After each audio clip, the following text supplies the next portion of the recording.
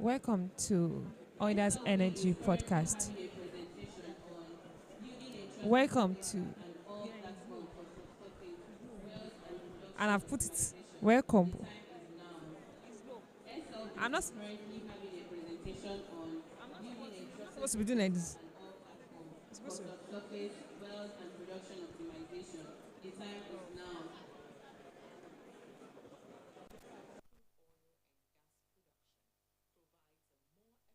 And low cost way to generate cash flow by starting production. Wel- Welcome, welcome, welcome, welcome, welcome. Hello, everyone. Hello, everyone. This is OIDA's Energy Podcast. OIDA Energy Podcast. Welcome, welcome.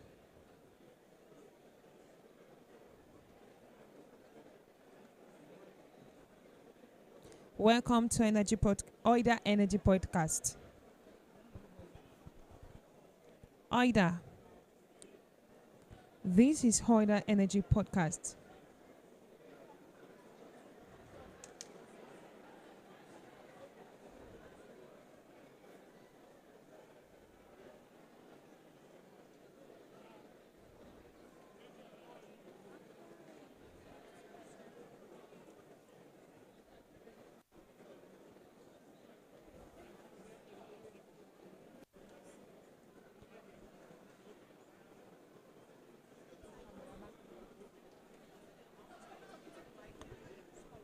Welcome. Welcome to OIDA Energy Podcast.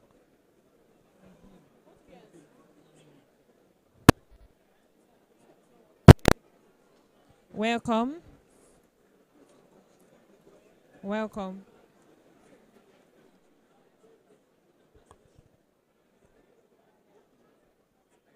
Hello, Twetwe. Hello, Twetwe. Hello, Twetwe. Hello, Twetwe.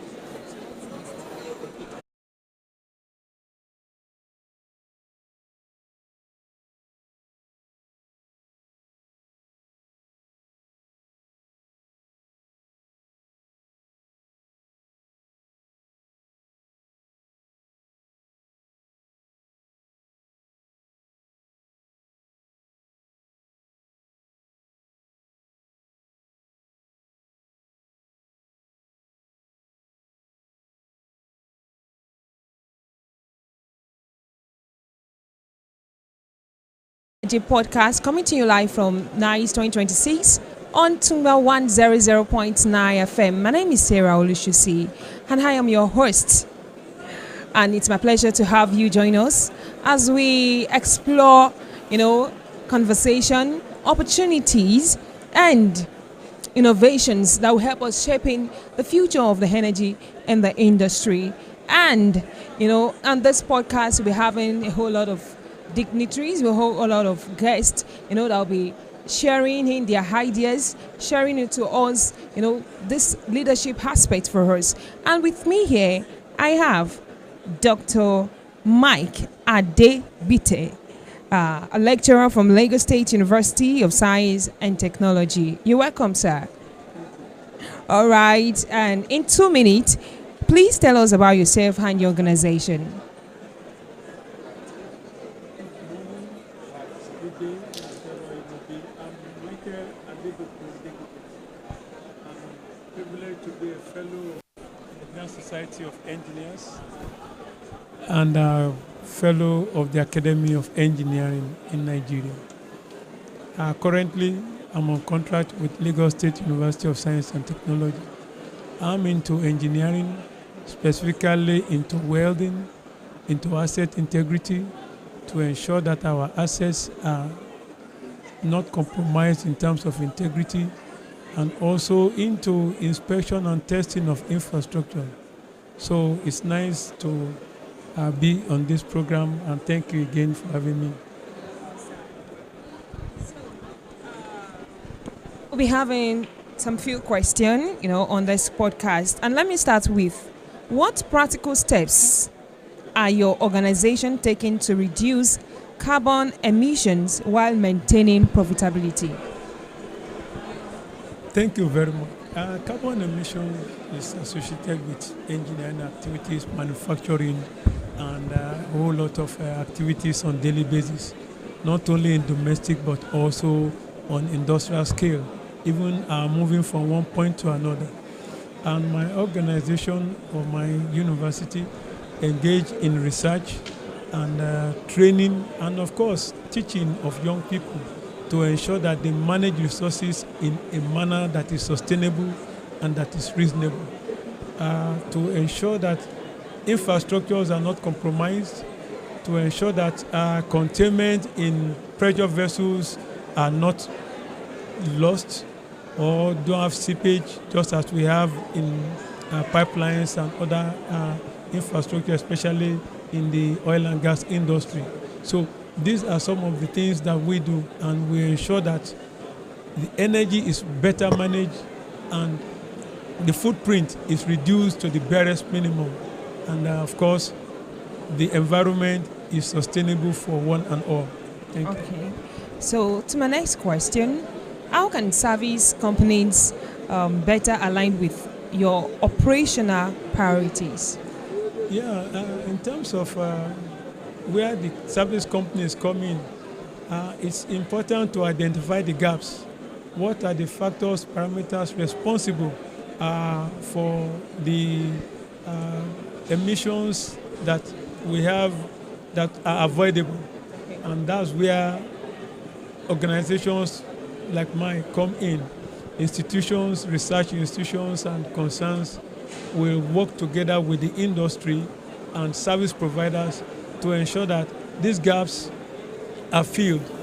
And of course, with that being filled, knowledge is enhanced and service are better delivered in a manner that is reasonable and responsible. So in that case, we have, again, a system that is sustainable. And in terms of economics, the wastages will be minimal. You agree with me that one of the concerns, especially in our society, is that of decadence, of infrastructure. So how do we ensure that these infrastructures are better managed? When they are better managed, you will have the service life being not only being prolonged, but you are sure of the integrity of the service. Of course, the accidents will be reduced to the barest minimum. So it is these occurrences, when not checked, that are unfortunately responsible for unnecessary carbon footprints that we have. So in ensuring that we reduce this gap, we be able to reduce this to the barest minimum. Thank you. All right, sir. Thank you so very much for having us, this morning. And let's go with this final question. So finally, what message would you like to leave with industry, professionals, investors, and young Nigerians about future of energy? I would love you to have. The energy demand is increasing as the population and activities increase on daily basis. So we need, as young people, to be knowledgeable enough and to manage energy resources in a manner that is reasonable. When we do it, it will be beneficial to one and all because we will have a more sustainable and a more stable system. And that will be a win-win situation for one and all. So to young people, don't waste energy, especially it could be as simple as switching off electrical appliances when not in need. Even light points, switch them off, manage energy and plan your activities so that you'll be able to have the best of your energy resources, and of course it tells also on your economy and how much you pay for these services. Thank you. All right. Thank you very much, sir. Thank you. Thank you again for having me.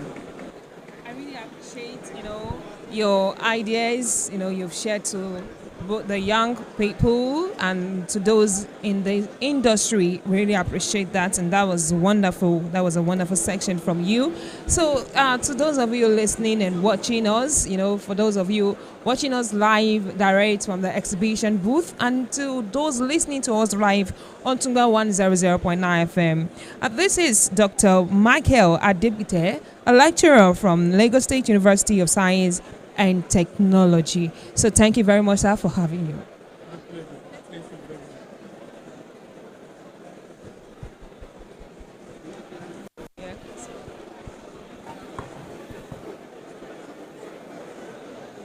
Unfortunately, she thought the recording was on. My pleasure. I should be thanking you. So, you are thinking.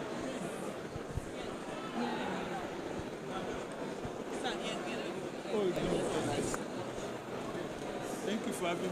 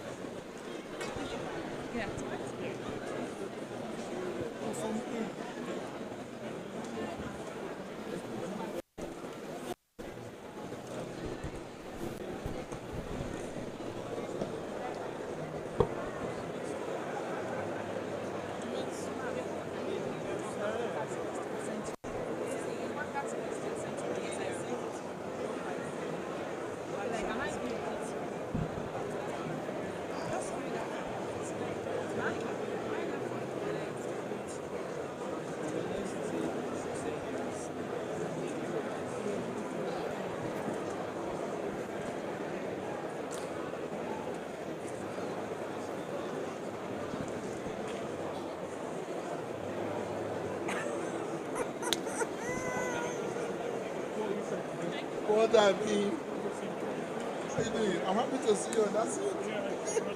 Oh, Eva. Hey. Ha, Eva.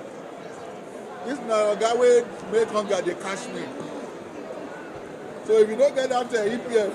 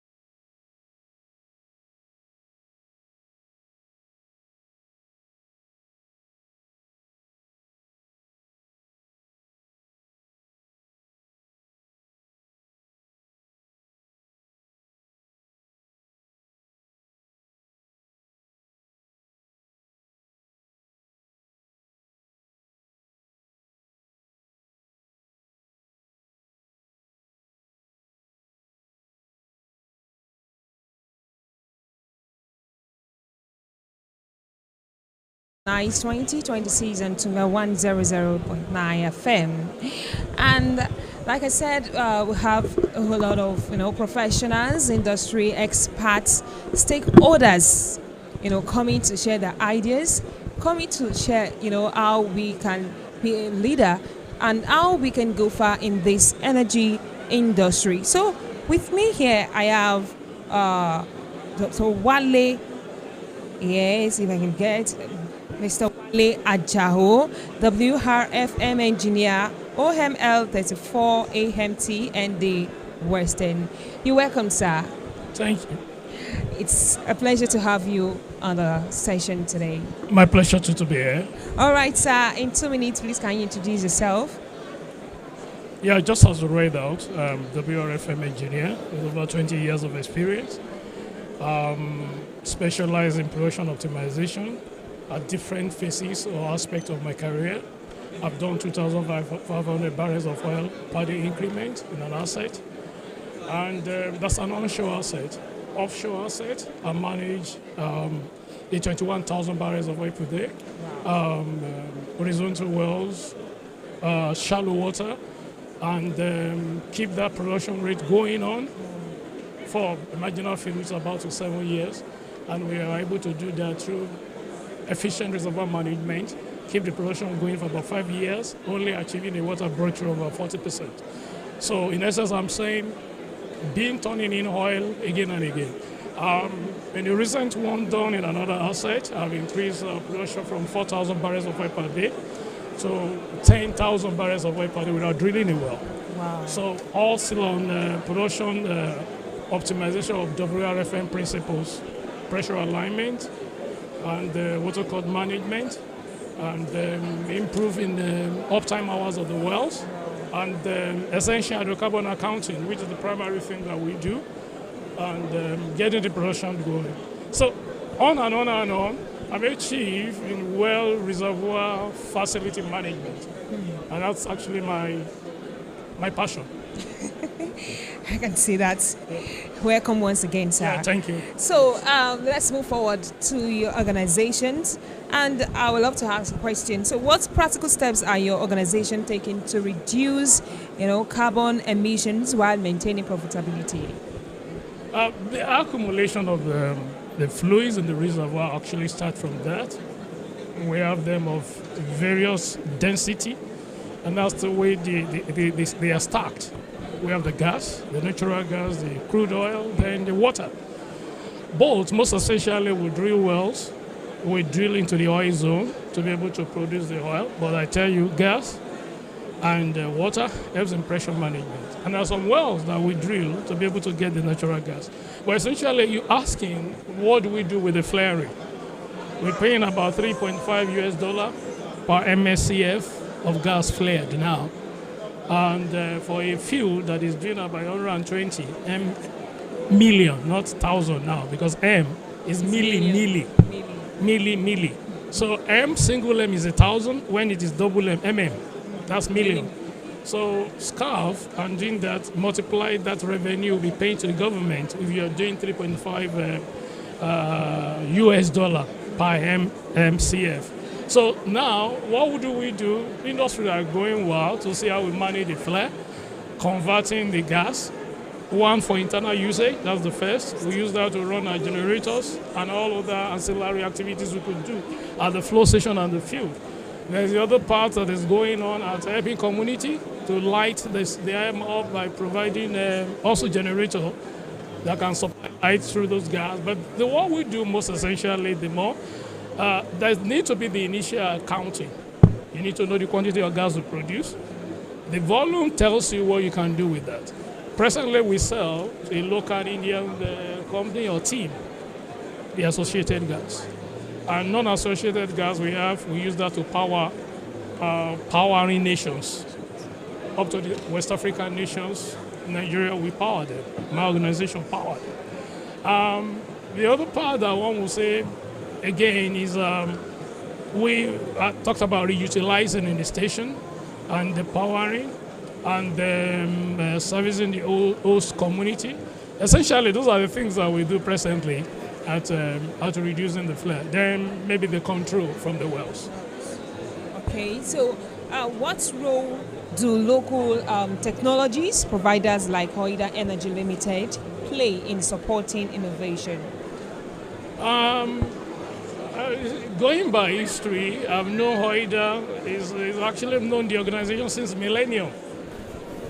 I've known them since the millennium, and I think they metamorphosized. They used to be OIDA. They call it OIDA, so the TA has been knocked off, maybe because of growth and all. But where I'm going to, the first set of cheap oil, through tubing activities, well intervention, through tubing, zone changing, stimulation, and others that we did at that time. OIDA was very useful to us because most of the places we had stimulation by reperforation and the other one perforation extension, we utilize their TA. And because it's sensitive, because in a case where we have a dual producer and you are doing activities at the short string, do you understand some things about oil and gas? Of course. All right. We call the long string, that means the tubular going to another side. The deeper one is the long string, and the one where we are extracting oil from a shallow reservoir is the short string. So when you want to do things that go around hub, maybe in the short string, because that's short, the other one still long extended down. If you are not careful, you don't have expert. You running through tubing gun and punching hole, it could damage the long string. So these guys are very intelligent. They could reorient. Then an applause for OIDA Energy. Oh, of course, they hand the money. No, maybe no applause. They have the dollar already, and that's why the organization is still standing. OIDA Energy is doing great. So such works were done, and I had a boss then, July Woy, of blessed memory. So much in love with the team. And we just have all these reservoirs or well completion where you think you have the perforation didn't get to the top of the sand, and you have some space where you can extend your perforation upward also. So we call them, we created a portfolio. Yes, for OIDA. And they go into the field, they don't junk it well. They do the good job and they come out. We'll see the increase. And that's why I was telling you. I think I talk about 3,200 barrels of oil per day. We could get that increment. So, to everyone watching us live now, it's your time for you to choose OIDA Energy. Apparently, they wire. Because if you throw any CV to them, they say they don't need anymore. Even you talk to them on corridor, it seems promising, you see them the following day, they'll deny you. So, but I think back to you, Deos. All right, thank you very much. Thank you. So let's go with just one more question. So, for the last question, how can service companies better align with your operational priorities? Servicing company, mention OIDA because you're campaigning for OIDA. OIDA Energy! So, well, they know what to do. They know the chiefs in the industry, and they don't know the engineers that do the work. So they go around these people. It's actually by contract, Yes. See how to get into an organization, maybe ours. It comes by showcasing their capability. We talk about capability presentation. You do that where the host of the engineer sits, asks all sort of questions, and from that we know your competence.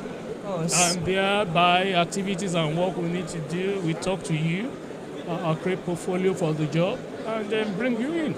And cost element is the other. So OIDA has to be very well cost competitive because there are a lot of service in hands now.